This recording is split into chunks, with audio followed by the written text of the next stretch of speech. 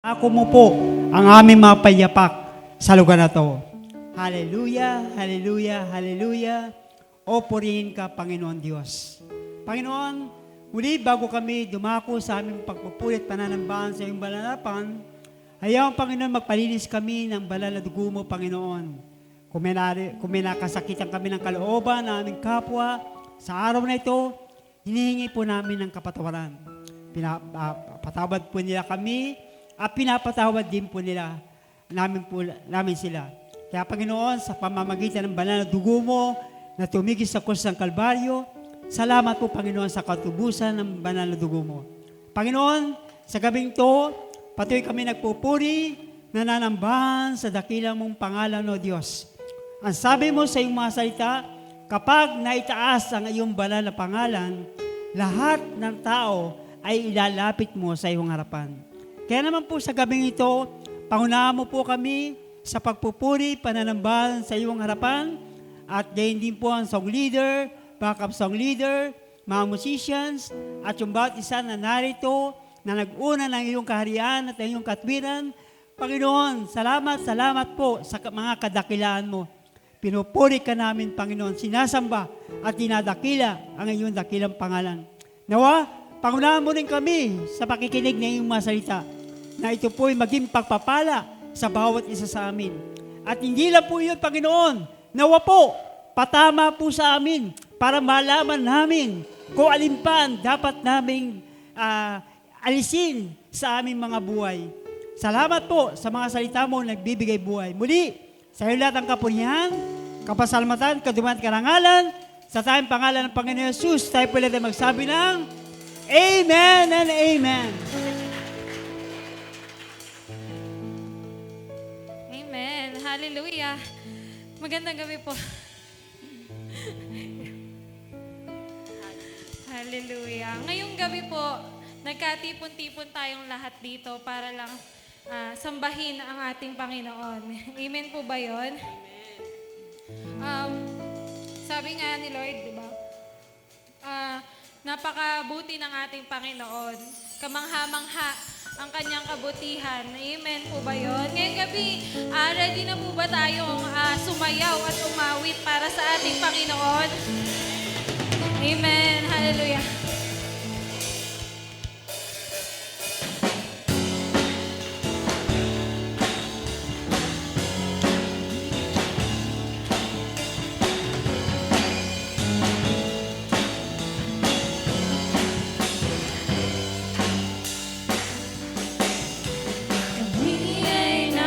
Tipon sa ngalan mo, Panginoon. Ang lahat ay nagdiriwang, ikaw ay kapiling ngayon. Umuulan ang pag-asa, kami ay nagkakaisa. Ano man ang aming katayuan, inibig mo ang lubusan. Sabay-sabay nagaganap sa indak ng papuring ito. Sabay-sabay nagaganap sa sayaw at papuri sa'yo. Kamangha-manghang pag-ibig, lampas langit sa aming tumubos. Hindi karapat-dapat pagpalain, ngunit biyaya mo'y binuhos. Kamangha-manghang pag-ibig, lampas langit, kami minahal mo lubos. Aming itatanghal, pangalan mo, Jesus.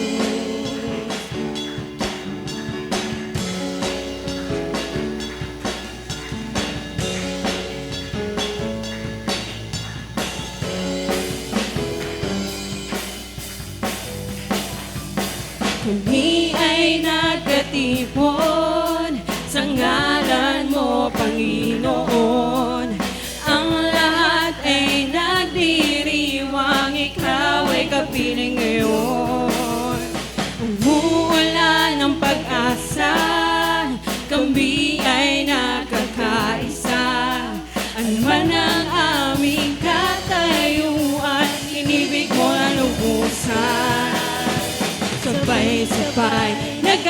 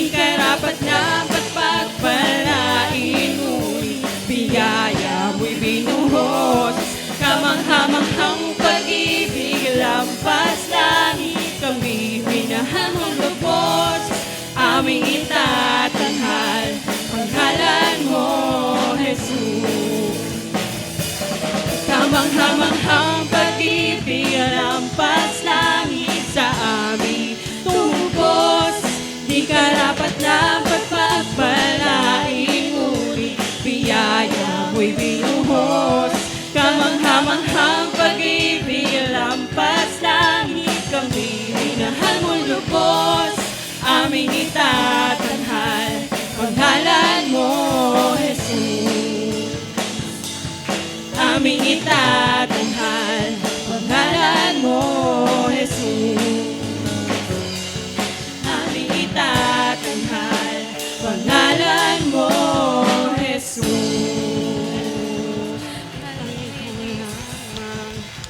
Salamat sa ating Panginoon. Sino po dito ready na tumanggap ng sapat na at higit pang pagpapala mula sa ating Panginoon? Isang malakas na palakpak po ulit para sa ating Panginoon. Amen.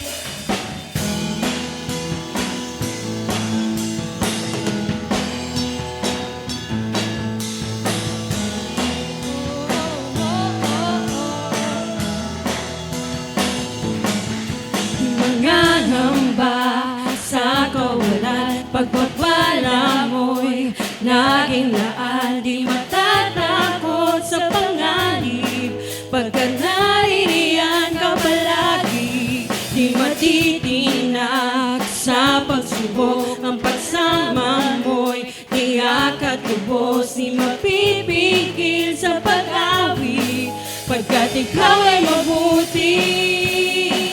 Pagkat ikaw ay mabuti, ikaw ang aking pastor, hindi magkukulang, sapat na at higit pa. Biyaya mo'y sagana at umaapaw, sapat na at higit pa.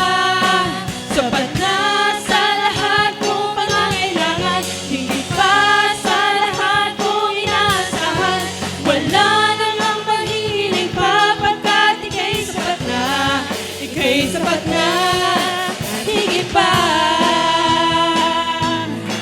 Oh, oh, oh, oh, oh. Di mangangamba sa kawalan, pagpapala mo'y naging laan. Di matatakot sa panganib, pagkat naririyan ka palagi. Di matitinag sa pagsubok, ang pagsama mo'y tiyak at lubos. Di mapipigil sa pag-awit, pagkat ikaw ay mabuti. Pagkat ikaw ay mabuti, ikaw ang aking pastor, hindi nagkukulang, sapat na at higit pa. Biyaya mo'y sagana at umaapaw, sapat na at higit pa.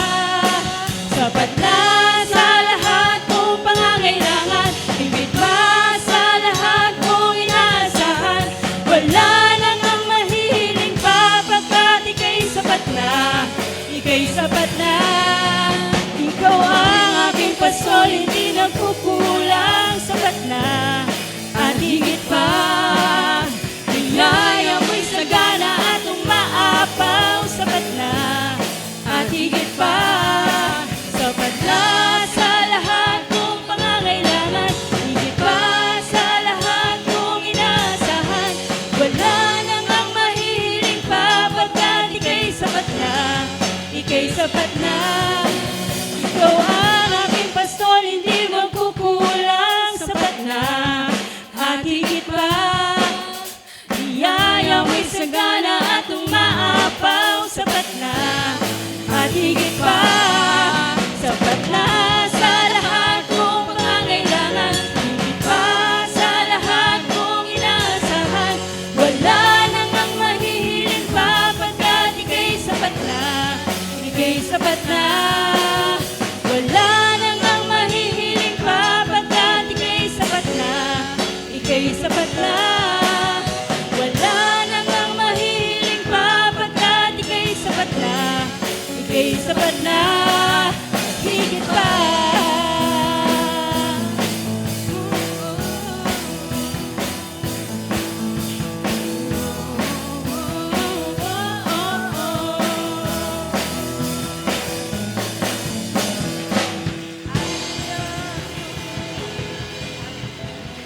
Purihin ka, Panginoon. Salamat.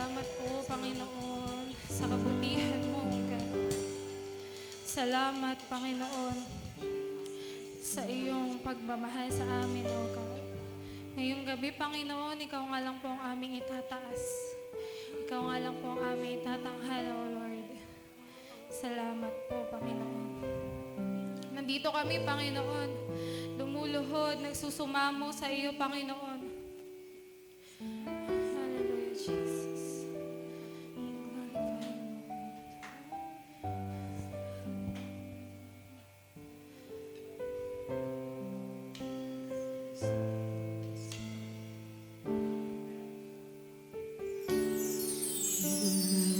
Lapit, nagsusumamo,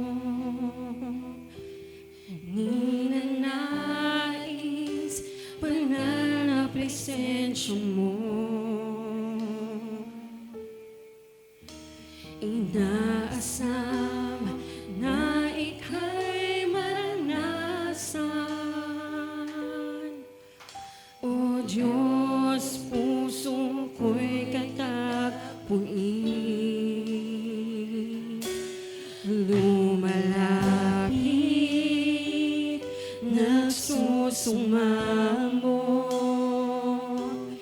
ninanais, banal na presensya mo. Inaasam na ika'y maranasan. O Diyos, puso ko'y katagpuin. Ang pagmamahal mo ay walang katulad. Sa buhay ko ay kailanman di nagkulang. Ako'y namamangha sa'yo, kadakilaan itatanghal kita. O Diyos, ikaw lamang.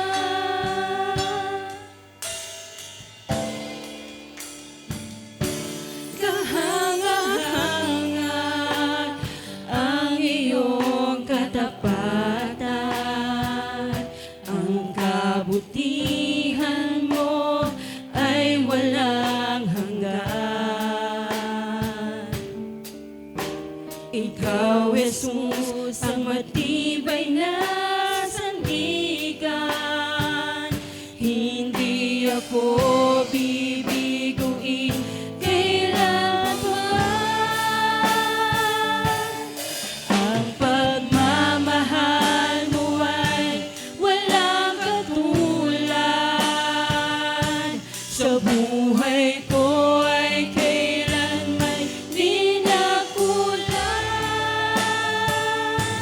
Ako'y namamangha sa'yo, kadakilaan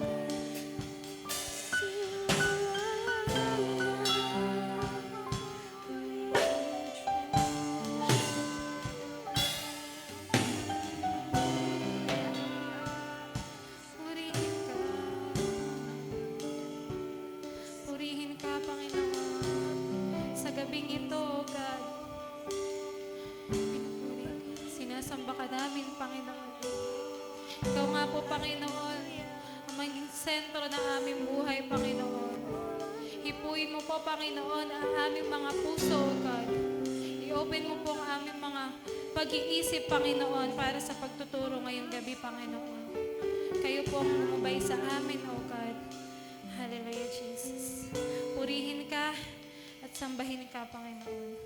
Amen.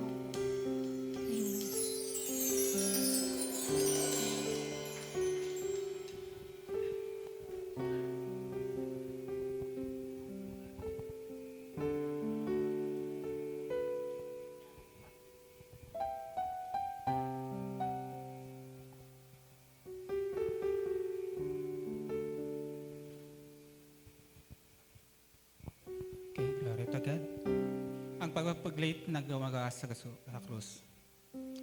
Si Jesus ay pinrusahan upang tayo ay mapatawad. Si Jesus ay nasugatan upang tayo ay gumaling. Si Jesus ay ginawang kasalanan sa ating mga kasalanan upang tayo gawing matuwid sa kanyang katwiran. Si Jesus ay namatay sa ating kamatayan upang tanggapin natin ang kanyang buhay. Ginawang sumpa si Jesus upang pumasok tayo sa pagpapala. Dumanas ng kahirapan si Jesus upang makahati tayo sa kanyang kasaganahan. Binuhat ni Jesus ang ating kahihiyan upang makabahagi tayo sa kanyang kalulatian. Si Jesus ay dumanas ng ating patanggi upang mapasa atin ang pagtanggap ng Ama. Si Jesus ay niwalay sa pamagitan ng kamatayan upang tayo may kamit sa Diyos magpakailanman. Ang ating lumang pagkatao ay namatay na sa Kanya upang ang bagong tao ay mabuhay sa atin. Sabihin ng mga naligtas, ang aking katawan ay templo ng banal na Espiritu, niligtas, nilinis, binanal sa pamagitan ng dugo ni Jesus. Ang bawat bahagi ng aking katawan ay instrumento ng katwiran nilaan sa Diyos para sa paglilingkod sa Kanyang kaluwalhatian. Ang diablo ay walang puwang sa akin, walang kapangyarihan labang sa akin, walang karapatan sa akin. Lahat ay isinaayos sa pamagitan ng banal na dugo ni Jesus. Nagkapigo si Satanas sa pamagitan ng dugo ng koldero at sa pamagitan ng aking patotoo. At hindi ko inibig ang aking buhay hanggang kamatayan. Ang aking katawan ay para sa Panginoon at ang Panginoon ay para sa aking katawan. Walang iba kundi ang dugo ni Jesus. Sa pamamagitan ng dugo ni Jesus, ako tinubos sa kamay ng diablo. Sa pamamagitan ng dugo ni Jesus, lahat ng aking mga kasalanan ay pinatawad na. Sa pamamagitan ng dugo ni Jesus, ako ay patuloy na nilinis mula sa aking mga kasalanan. Sa pamamagitan ng dugo ni Jesus, ako ay pinawalang sala, ginawang matuwid para bagang hindi nagkasala. Sa pamamagitan ng dugo ni Jesus, ako ay binanal at nilaan sa Diyos. Sa pamamagitan ng dugo ni Jesus, ako ay may lakas ng loob na pumasok sa presensya ng Diyos. Ang banal na dugo ni Jesus ay patuloy na sumisigaw sa Diyos sa langit para sa akin. Amen.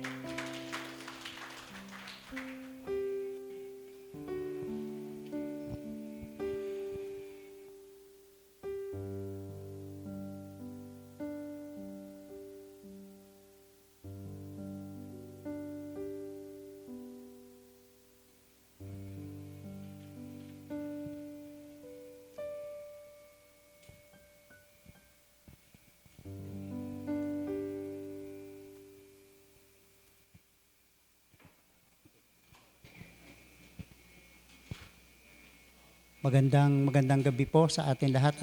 Purihin po si Lord. At muli ay binigyan po tayo ni Lord ng pagkakataon to pray sa gabing ito. Purihin po si Lord. Ganito po sabi ng Bible, our text sa gabing ito, in Luke chapter 16, beginning with verse 22 hanggang verse 24. Verse 22.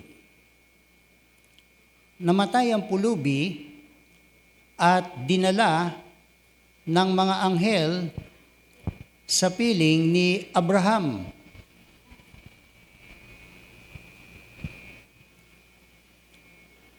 namatay rin ang mayaman at nilibing. 23. Sa gitna ng kanyang pagdurusa sa Hades, tumingala ang mayaman at kanyang natanaw sa malayo si Abraham, kapiling si Lazaro. And in verse 24,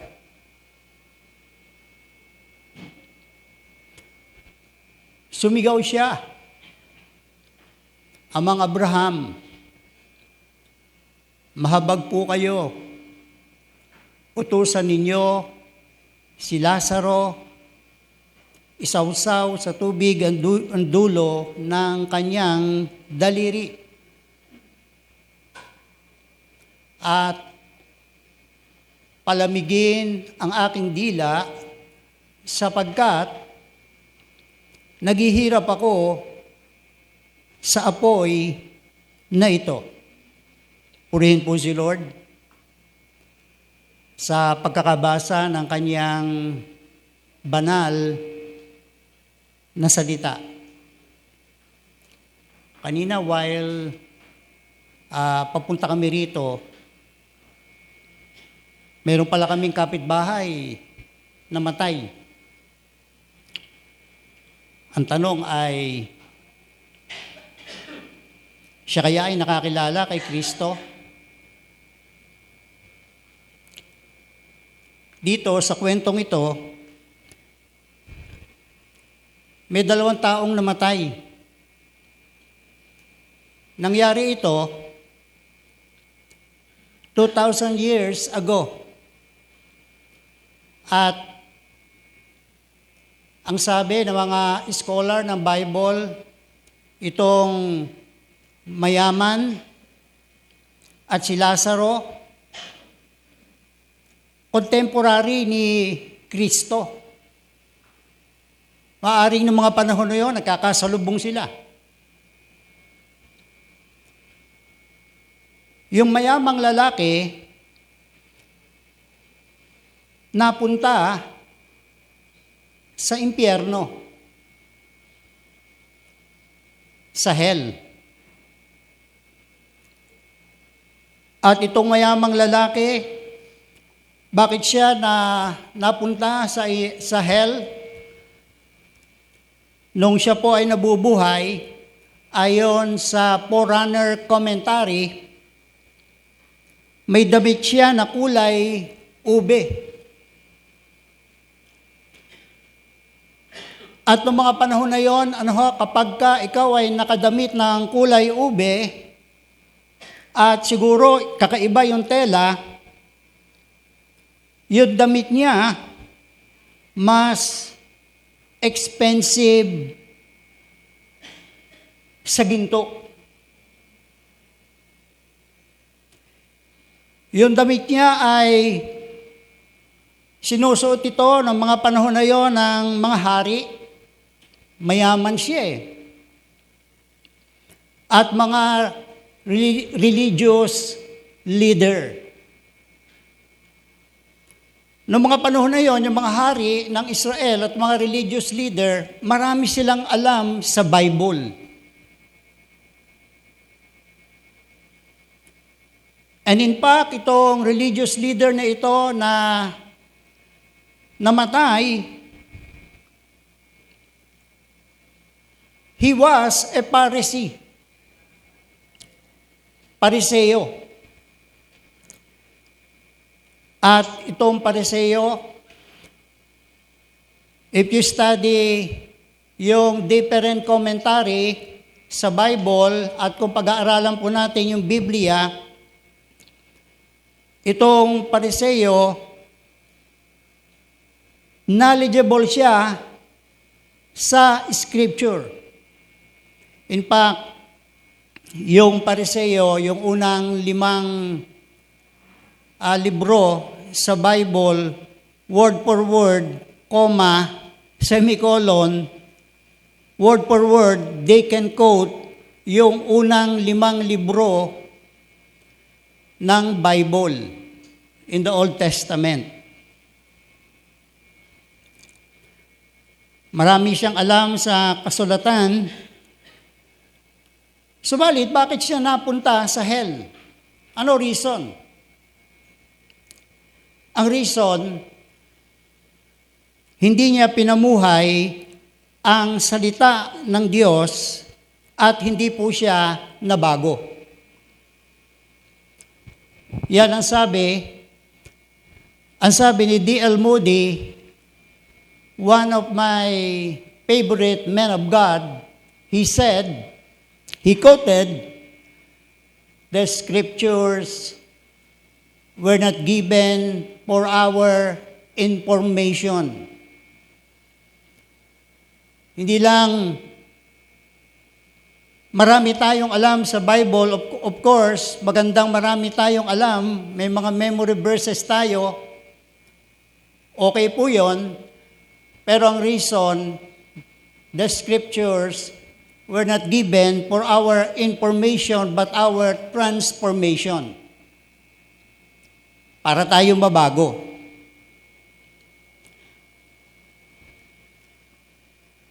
Na may mga katotohanan ng buhay na dapat nating malaman, of course, alam na natin ito eh. Ito yung mga realities, katotohanan ng buhay natin. At dapat maunawaan po natin ito. Makikita po natin, lahat tayo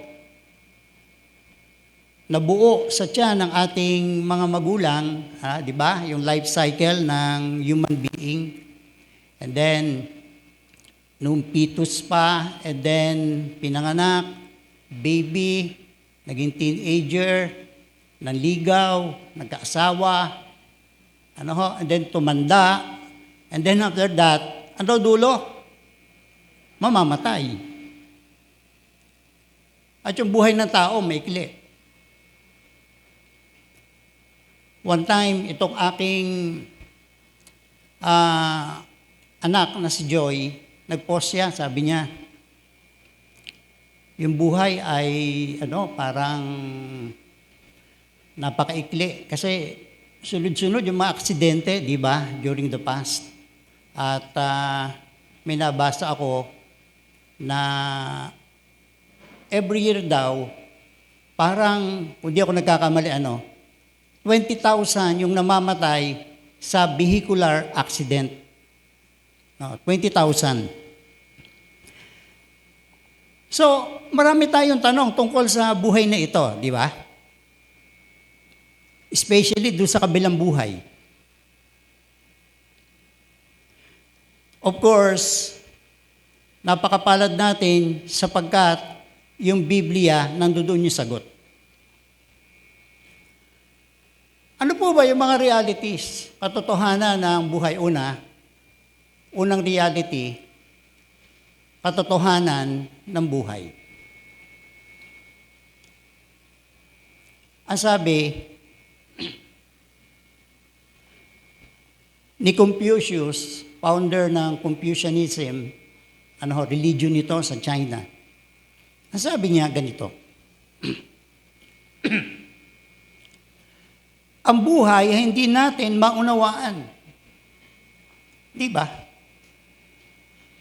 Di ba, tinanong niyo na po ba yan?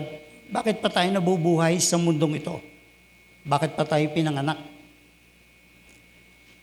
Sabi ni Confucius, ang buhay di natin maunawaan, paano pa ang kamatayan? Subalit, alam natin, ang Diyos ang lumikha sa atin. Ang sabi ng Genesis, the book of Genesis, chapter 2, verse 7.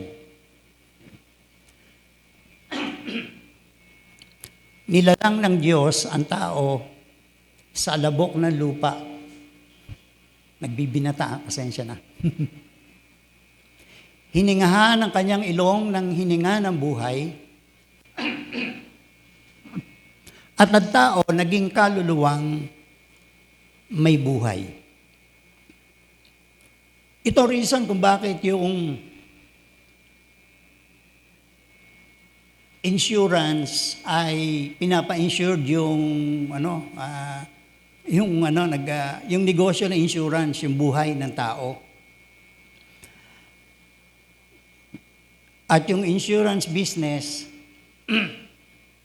is a $1 trillion business. $1 trillion insurance business.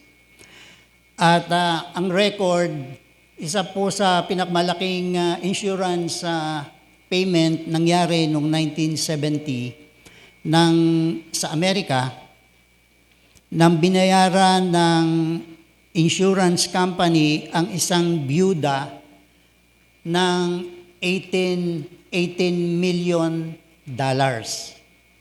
Yung asawa niya ay napatay at nung ito po ay nabubuhay, nagbayad po ito ng premium na $300,000.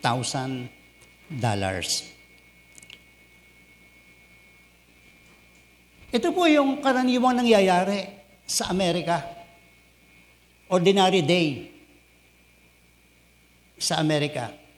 Every day, bawat araw. Every day, bawat araw, $18 milyong or $1 bilyong piso nasisira dahil sa pagmamaneho ng lasing. Ordinary day ito. Per day ito. So, multiply mo yan by 360. Imagine the damage,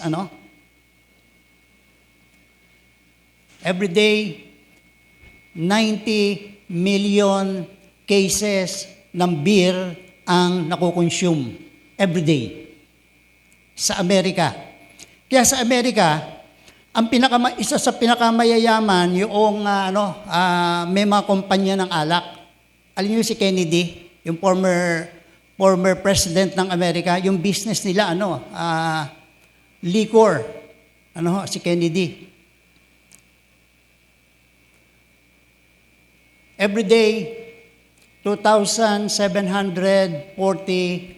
na batang babae ang nagbubuntis. Every day, 63,288 na sasakyan ang nababangga. Every day ito, Imagine, sa Amerika. Itong figure na ito, more than 10 years pa ito. Baka ngayon, mas mataas. Na kinamamatay ng 129 every day. 3,231 na babae sa Amerika everyday nagpapa-abort. Nagpapa-abort kasi paniniwala dyan sa Amerika anytime pwede ka magpa-abort Dahil yung pagtingin nila sa buhay ng tao ganun kababa Every day 5,200 na Amerikano ang namamatay. Now, mapapansin po natin, ang buhay ng tao parang walang halaga. Di ba? Parang walang layunin. Subalit alam natin, ang buhay ay galing sa Diyos. Now, pangalawang reality ng buhay, ayan, naalala ko tuloy yung mother ko. Naalala ko yung mother ko kasi sa harapan ko na heart attack, namatay, nakita ko mismo. At nung dinala sa morgue, nakita ko rin ganyan, yung mother ko. Pangalawang reality, ang reality ng kamatayan. Ang reality ng kamatayan. Yung buhay, mga kapatid, maikli. Kami nasa hapon na ng buhay. mga senior. Although kayo, yung iba sa atin, mga bata pa, pero walang makakasiguro, di ba? Walang makakasiguro. Kahit na teenager ka, bata ka, napanood ko nga nung isang araw, 23 years old, athlete siya. No? From Europe, nagpunta siya sa Boracay, kasama niya yung kanyang boyfriend. Nag-collapse siya. 25 years old, yun pala, may liver cancer. May taning na yung kanyang buhay. No? So, pangalawa, yung katotohanan, reality ng kamatayan.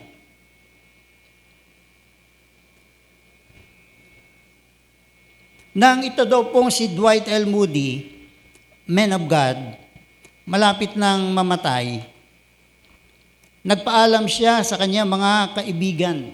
Sabi niya ganito, mababalitaan nyo ako ay patay na.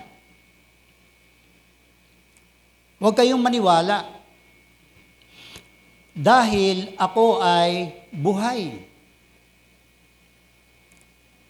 Ibig sabihin, he was in heaven upon death. No? Sabi niya sa kanyang mga kaibigan, tinawag na ako ng Diyos. Ang katawang ito na pansamantala ay papalitan ng katawang hindi namamatay. Yun ang sabi niya sa kanyang mga kaibigan while he was still alive.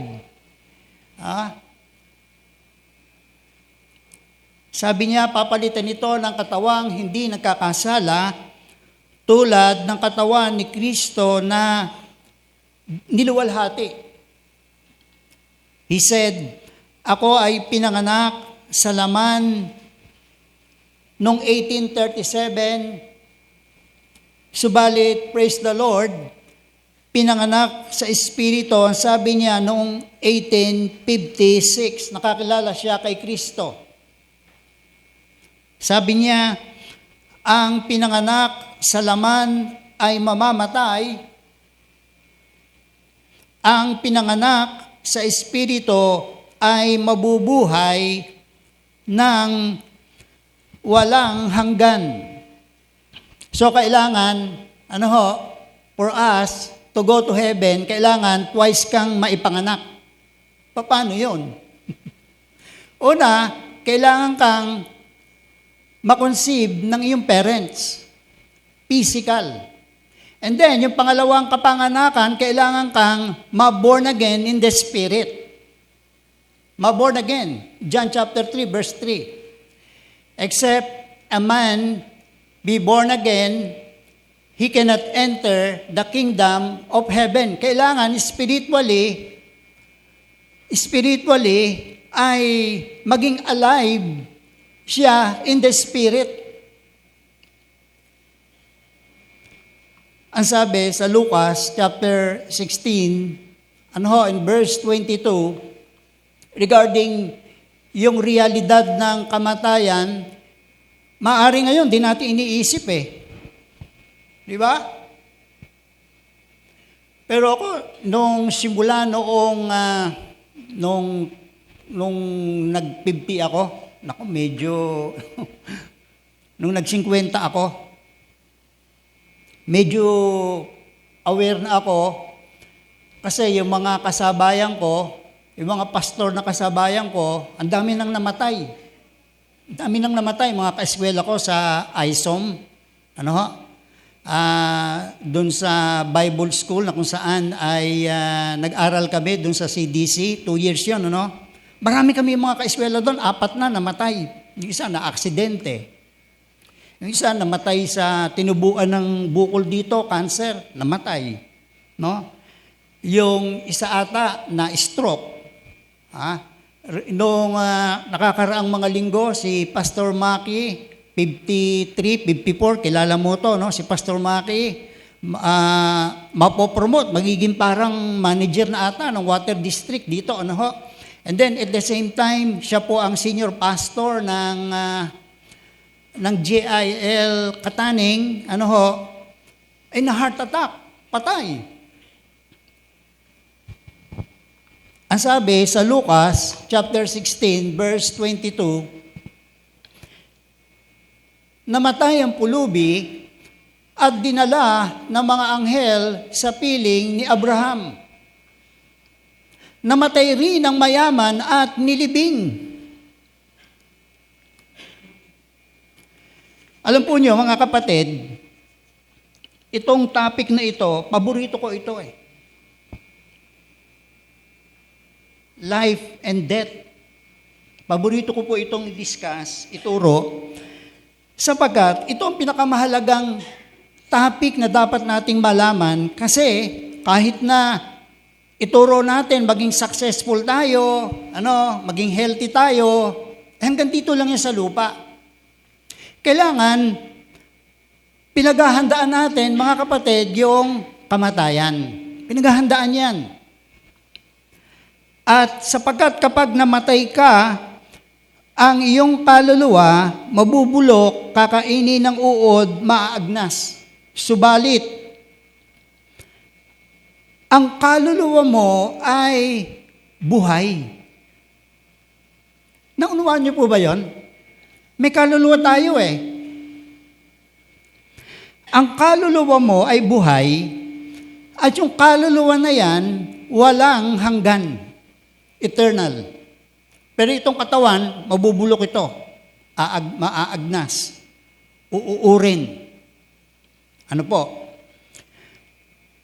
Doon po sa Lucas chapter 16, nang namatay ang mayaman, namatay yung mayaman because nakalimot siya kay Lord. At in verse 23, ang sabi ng Bible, sa gitna ng kanyang paghihirap sa Hades, tumingala ang mayaman, natanaw si Abraham, kapiling si Lazaro. Now, notice, mga kapatid, ang napunta doon sa hell, yung kanyang kaluluwa. Yung kaluluwa niya. At yung kaluluwa niya, in reality, yung kaluluwa natin, yun talaga yung nakakaano ng pain eh. Pansin nyo yung patay. Tusukin nyo yun. Suntukin nyo. Gaganti ba? Hindi, di ba? Pero, kung buhay pa yung isang tao, suntukin mo yan. Magsalita ka ng, suntukin mo yan, susuntukin ka niyan. Why? Kasi may kaluluwa. Now, itong mayaman, ang sabi rito sa Biblia, sa gitna ng paghihirap sa Hades, tumingala ang mayaman, natanaw si Abraham, kapiling si Lazaro. Notice, nakakakita siya at nararamdaman ang init ng impyerno. May pain. Yung kaluluwa niya. May nabasa akong isang commentary, at totoo ito, nasa Bible, may biblical basis naman ito. Yung pain doon sa hell, magmumultiply ng kung ilang 1,000-fold. Yung pain. At yung mga tao namang napunta sa heaven, yung joy, magmumultiply ng 1,000-fold. Yung joy in heaven. Verse 25.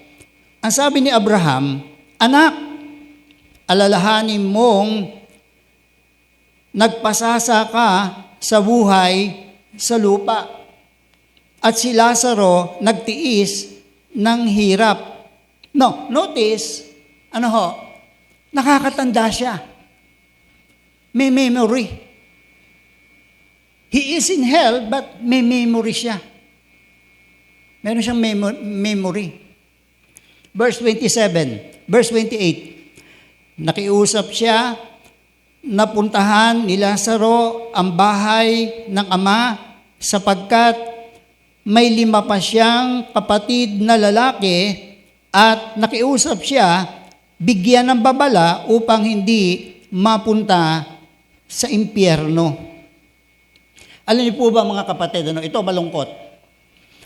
ang bilyong-bilyong mga tao sa impyerno ngayon nakikiusap sa Diyos na magpadala ng mga mangangaral sa kanilang pamilya.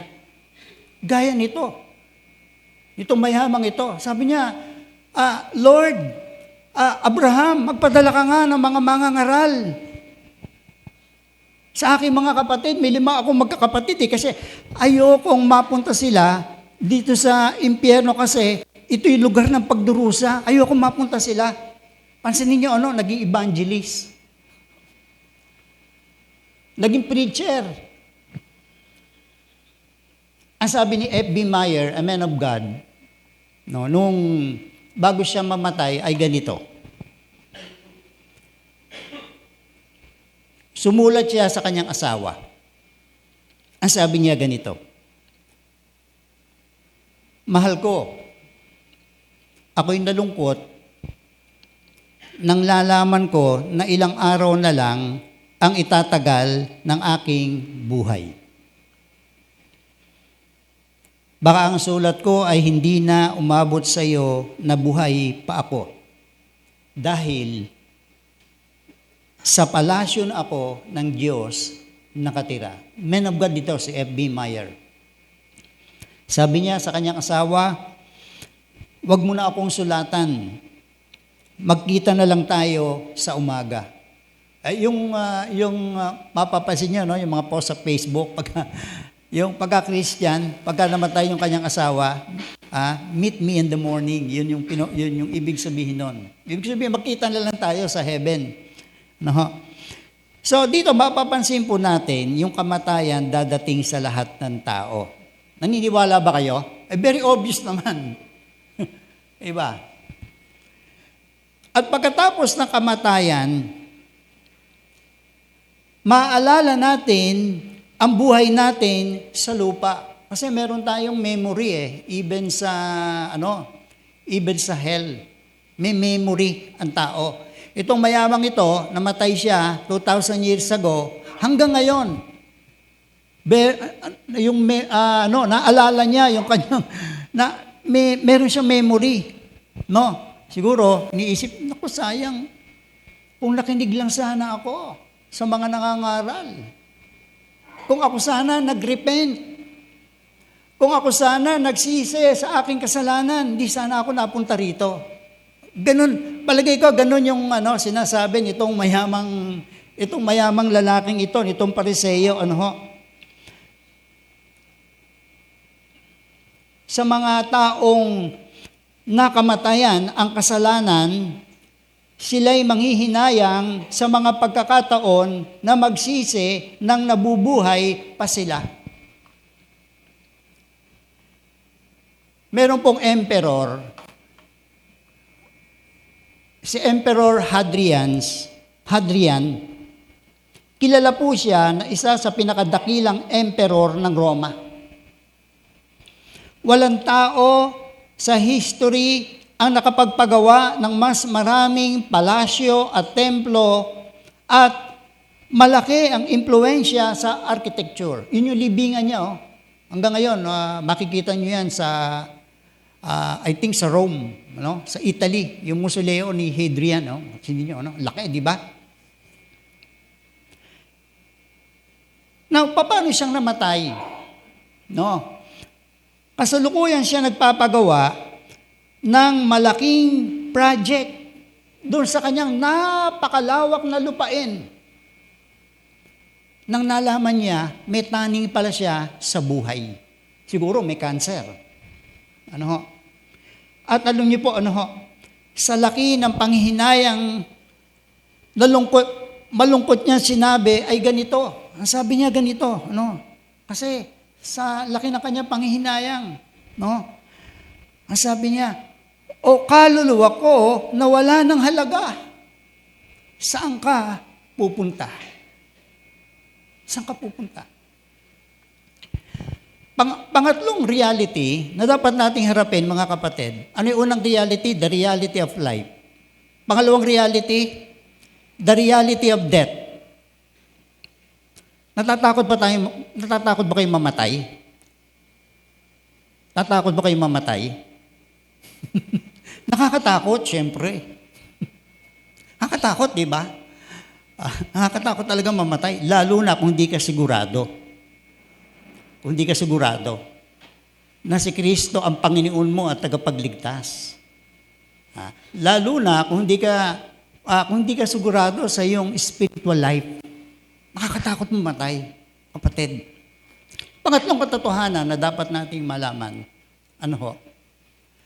Ang sabi rito sa Revelation chapter 20 verse 15, anyone whose name was not found recorded in the book of life was thrown into the lake of fire. Sa ngayon, wala pang lake of fire. Sa ngayon, hell pa lang. Yung hell, nasa ilalim po ng lupa natin, ng mundo, sa earth core. Yung earth core natin, mainit na mainit yun. Ang sabi ng ibang mga scientists, parang halos yung init noon, parang araw, yung init. Kaya nga yung pagputok ng bulkan, di ba? Pagputok ng bulkan, laba. Yung laba, yon? Mga bato yon na nalusaw dahil sa init dun sa earth core, sa earth's core. At maraming patotoo, mga kapatid, maraming patotoo, pagka daw pumuputok yung bulkan, dito sa Philippines, may pumutok na bulkan, may patotoo, may narinig silang hiyawan. Mga hiyawan. Now, pangatlong katotohanan, o reality ng buhay, mga kapatid, ay yung katotohanan ng walang hanggan. The reality of eternity. Kung kilala nyo po, yung orthopedic surgeon na si Dr. Fred Espinosa, kilala nyo? Dr. Fred? Kilala nila.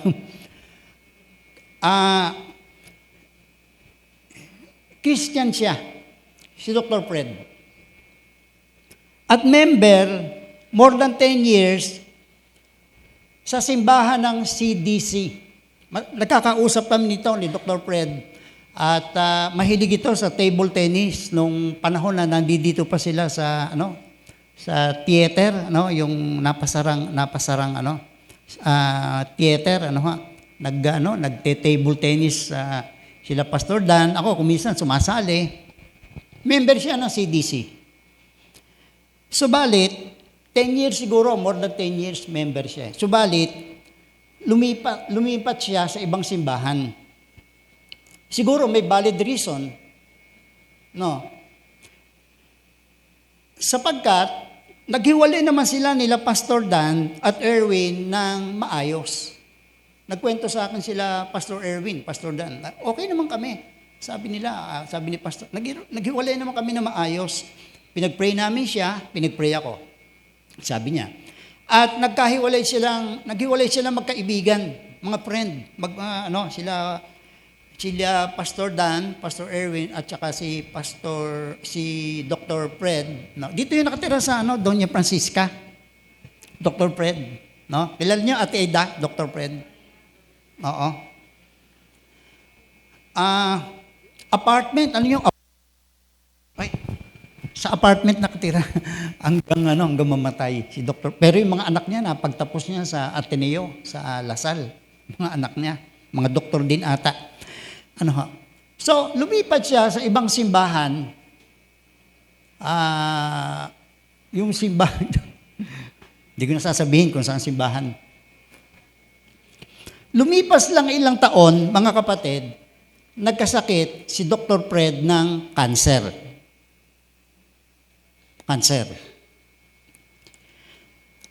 Ano niyo po ginawa niya? Bago siya namatay, kahit wala siya ng sama ng loob, magkaibigan sila naghiwalay nila Pastor Dan, Pastor Erwin. Lalo na si Pastor Erwin, napakabait nito. At si Pastor Dan, nakilala ko ito, mabait ito si Pastor Dan. At bago siya namatay, kahit wala siyang sama ng loob kay Pastor Dan at Erwin, kasi magkaibigan silang naghiwalay, At ganoon din si Pastor Dan at Erwin sa kanya, nag-pray pa nga sila bago sila, tsaka nakikita pa rin sila, table tennis. Dahil naghiwalay naman sila magkaibigan, Alam niyo po ginawa ni Dr. Fred? No? Si Dr. Fred, bago siya namatay, sa kwento ni Pastor Erwin sa akin, nanghingi pa rin siya ng tawad. Forgiveness. Kay Pastor Dan at kay Pastor Erwin. Although, magkaibigan sila, wala naman silang samaan ng loob Ang lumipat siya sa ibang simbahan. So, nagpakumbaba siya dun sa dalawang pastor at ginawa ito ni Dr. Fred Espinosa. Why? Bakit niya ginawa yon? Bakit niya ginawa? Sapagkat haharap na siya kay Kristo. Haharap na siya. Mamatay na siya At para makasiguro siya, kahit wala silang alitan, magkakaibigan nga sila nila Pastor Dan, kahit naghiwalay sila magkakaibigan. Pero kahit na ganon, para makasiguro siya, nanghingi siya ng forgiveness. Nirelease naman nila Pastor Dan, Pastor Erwin, yung forgiveness sa kanila. At alam ko po, nakakasiguro ako, si Dr. Fred nasa heaven ngayon. Nasa langit ngayon. Alam niyo po mga kapatid, may kwento daw po tungkol sa isang napakalaking bato. Na yung bato na yon ay 100 milya ang haba at 100 milya ang lapad. Imagine, 100 miles ang haba, 100 miles ang lapad. At nung tiningnan ko yung sukat ng Balanga, Bataan, ang katumbas nito, 2 Balanga, Bataan. Isang araw daw po, may isang ibon na iahasa yung kanyang tuka doon sa bato hanggang sa maupod yung malaking bato at wala nang matira. Ang sabi ng kwento, imagine, ibon, tutukain, yung isang napakalaking bato na napakalaki, uukain niya hanggang maubos.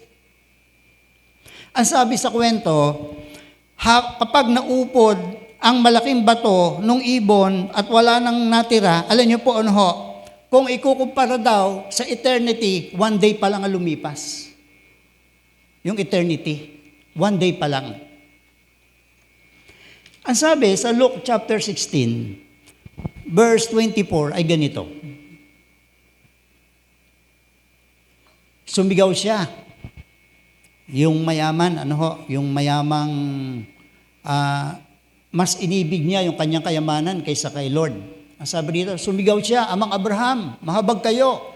Utusan po ninyo si Lazaro, isawsaw sa tubig ang dulo ng daliri at palamigin ang aking dila sapagkat naghihirap ako sa apoy. Sumagot si Abraham in verse 26, hindi pwede dahil nakalagay sa pagitan nila ang isang malaking bangin upang hindi makalipat ng lugar ang isang namatay. Kasi noong mga panahon na yon, 2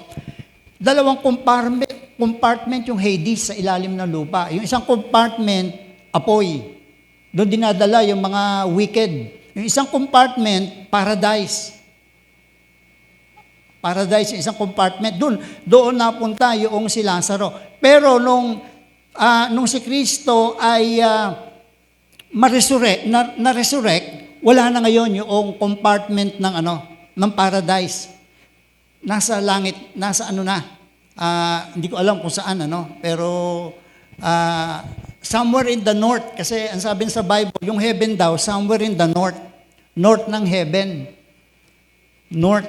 Kaya pansinin niyo, di ba, yung mga compass natin tumuturo sa north. Tinuturo, even yung compass, ang Diyos Nagpipreach.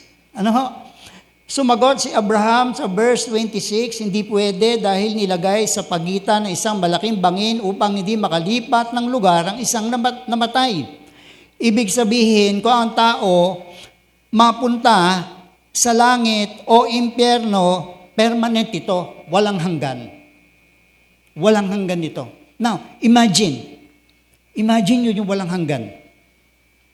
Imagine ninyo, walang hanggan. Eternity. Yung kaluluwa ng tao, walang hanggan. Yung Diyos, walang hanggan.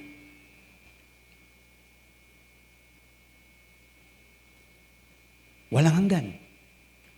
Kaluluwa ng tao, walang hanggan. May dalawa pupuntahan yan.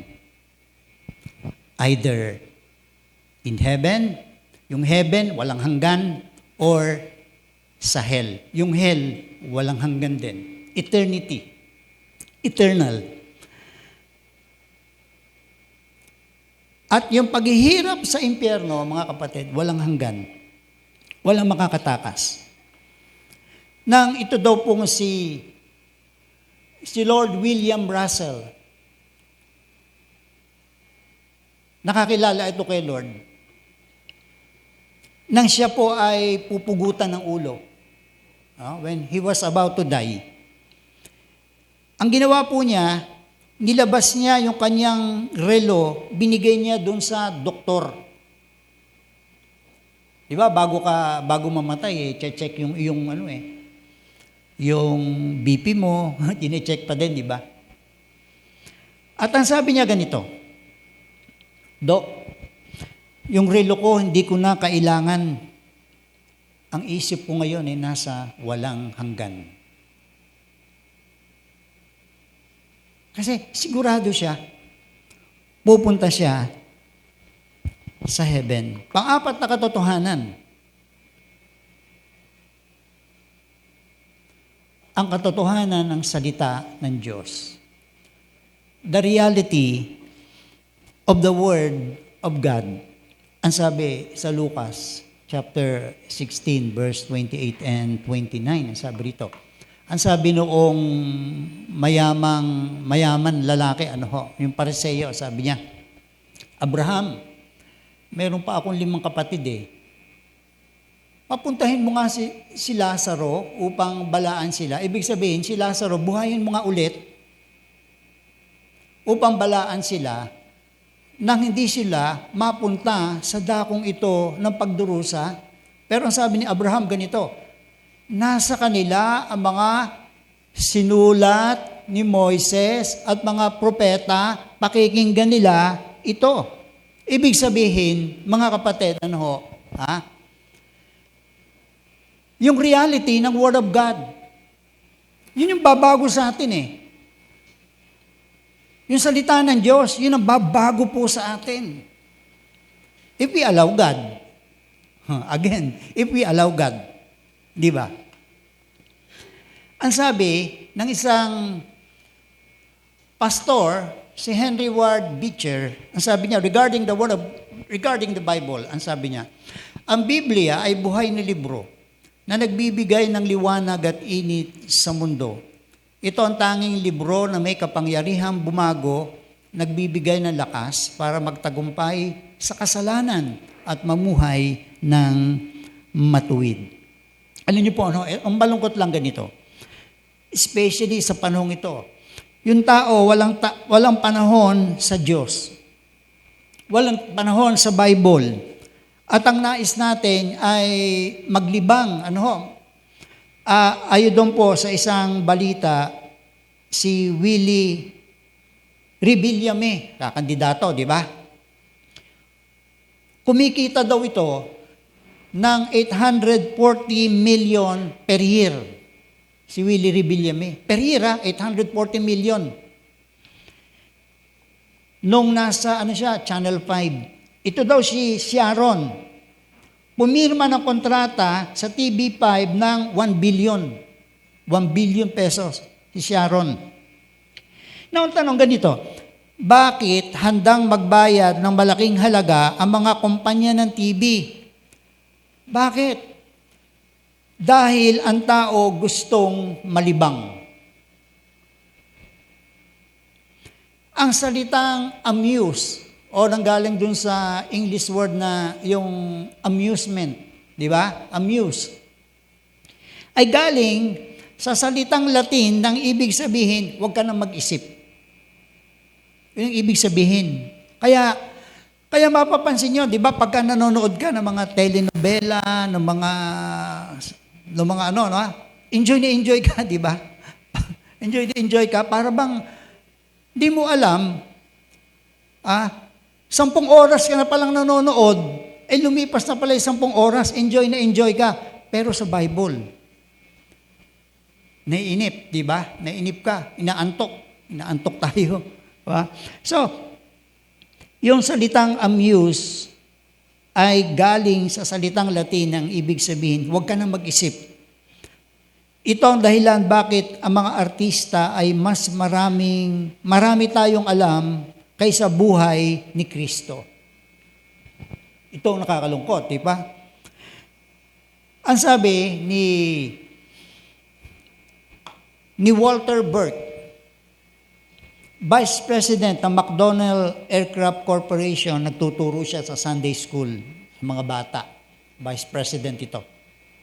Sabi niya ganito, wala akong nakita sa pag-aaral ko sa kalawakan at sa science na salungat sa Bible para itakwil ko ang aking tagapagligtas. Ang science ay naging daan para mas lumalim ang aking espiritual na pagkaunawa dahil pinapaliwanag ng Bible ang science. In closing, ang sabi ni Solomon ganito, ito ang reason kung bakit tayo nabubuhay sa mundong ito. Maglingkod kay Lord. No? Bigyan siya ng kapurihan. Ang sabi in Ecclesiastes chapter 12, verse 13. Sa kabila ng lahat ng ito, isa lang ang aking masasabi. Matakot ka sa Diyos. At sundin ang kanyang mga utos. Sapagat ito ang buong katungkulan ng tao. Fear God and keep His commandments. For this is the whole duty of men.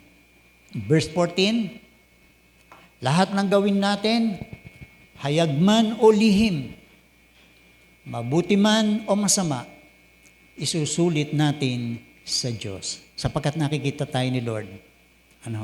Wala tayong maitatago sa Kanya. Sa tao, pwede tayong magtago. Pero kay Lord, di tayo pwede magtago. Kaya ang sabi sa Ecclesiastes, lahat ng gawin natin, hayag man o lihim, mabuti o masama, isusulit natin sa Diyos. One day, haharap tayo sa judge, kay Jesus. Wala tayong maitatago. Di tayo makakapangatwiran.